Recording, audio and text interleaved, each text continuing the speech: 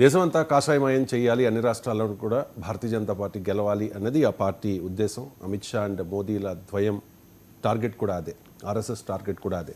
ఇక భారతీయ జనతా పార్టీలో ఏం జరుగుతోంది అనే చర్చ జరుగుతోంది. అసలు మోదీ రిటైర్ అవుతారా, నెక్స్ట్ ఎవరు, షానా లేకపోతే యోగినా అనే చర్చ జరుగుతోంది. నాగ్పూర్లోని ఆర్ఎస్ఎస్ ప్రధాన కార్యాలయానికి చాలామంది నేతలు క్యూ కడుతూ ఉన్నారట కూడా. అండ్ ఇంకొకటి, ఉత్తరాదికి ప్రధాని పదవి వస్తుంది కాబట్టి దక్షిణాదికి అధ్యక్ష పదవి ఇవ్వాలి అనే డిమాండ్ కూడా, పురంధేశ్వరికి అవకాశం రావచ్చు అనే చర్చ జరుగుతోంది.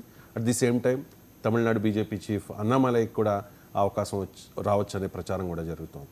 ఏంటి మీ అబ్జర్వేషన్ ఏంటి అంజీరావు గారు, భారతీయ జనతా పార్టీలో ఏం జరుగుతోంది? ఇప్పుడు ఆర్ఎస్ఎస్ చీఫ్ మోహన్ భగత్ 75 సంవత్సరాల తర్వాత ఎవరైనా బీజేపీలో రిటైర్డ్ అవ్వాలనే దాన్ని పునరుద్ఘాటించడం వల్ల ఇప్పుడు మోడీకి 75 సంవత్సరాలు సెప్టెంబర్ 17తో అవుతున్నాయి కాబట్టి ఆగస్టు 15 తర్వాత మోడీ రిటైర్మెంట్ ప్రకటించే అవకాశం పుష్కలంగా కనిపిస్తుంది.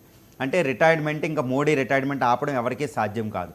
ఒకవేళ అవుతే ప్రధాని పదవి ఎవరిది అనే దాంట్లో వెనకాల ఎంతో నాయకులు ఉన్నారు, బాగా ఆరితేరిన నాయకులు ఉన్నారు. ముఖ్యంగా యోగి ఆదిత్యనాథ్, అమిత్ షా, నితిన్ గడ్కరీ, రాజ్నాథ్ సింగ్, ఠాకూర్, ఇలా ఎందరో నేతలు మనకు కనిపిస్తున్నారు. Fadnavis Maharashtra chief minister, Assam chief minister Biswas Sharma, వీళ్ళందరూ మనకు కనిపిస్తున్నారండి.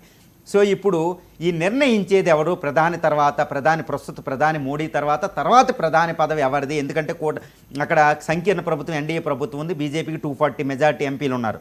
కాబట్టి ప్రధాని మోడీ తర్వాత ఎవరు అనే దాన్ని నిర్ణయించే మహాశక్తి ఎవరంటే ఆర్ఎస్ఎస్ హెడ్ క్వార్టర్ ఉండేది నాగపూర్లో. అంటే నాగపూర్ హెడ్ క్వార్టర్కి వీళ్ళు క్యూ కడుతున్నారా అంటే నాగపూర్ హెడ్ క్వార్టరే నిర్ణయిస్తుంది.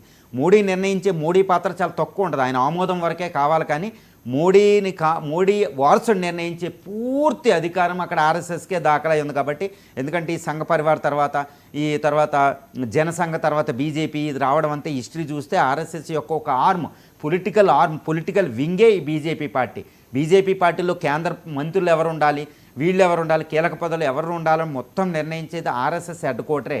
ఏదండి, నాగపూర్లో ఉన్న ఆర్ఎస్ఎస్ హెడ్ క్వార్టరే. కాబట్టి వీళ్ళందరూ నాగపూర్ అనేది చాలా జనసందోహంగా ఉంటుంది, కోలాహలంగా ఉంది. అక్కడే మంత్రాలు జరుగుతున్నాయి. తర్వాత వారసుడు ఎవరు అనేది, ఈ వారసుల్లో ముఖ్యంగా యోగి ఆదిత్యనాథ్, అమిత్ షా, వీళ్ళిద్దరిలో అవకాశం ఉంటుంది. కానీ అమిత్ షాకి ఎక్కువ అవకాశం ఉందని చెప్పొచ్చు.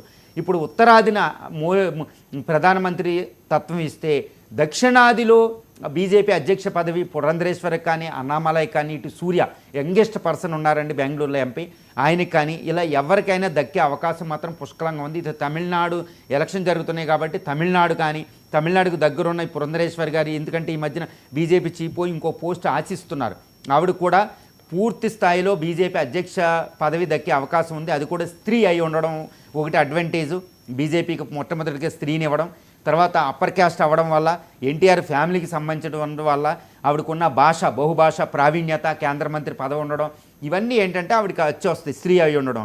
కాబట్టి అన్నామలైతో పోలిస్తే ఇక్కడ పురంధరేశ్వరి దక్షిణాది నుంచి బీజేపీ అధ్యక్షులుగా ఎలక్ట్ అయ్యి ఉత్తరాది నుంచి ప్రధాన పోస్టు వచ్చి ఇటు బీజేపీ 2029 ఎన్నికల దృష్టితోనే ఈ నిర్ణయం తీసుకునే అవకాశం మనకు పుష్కలంగా అనిపిస్తుంది.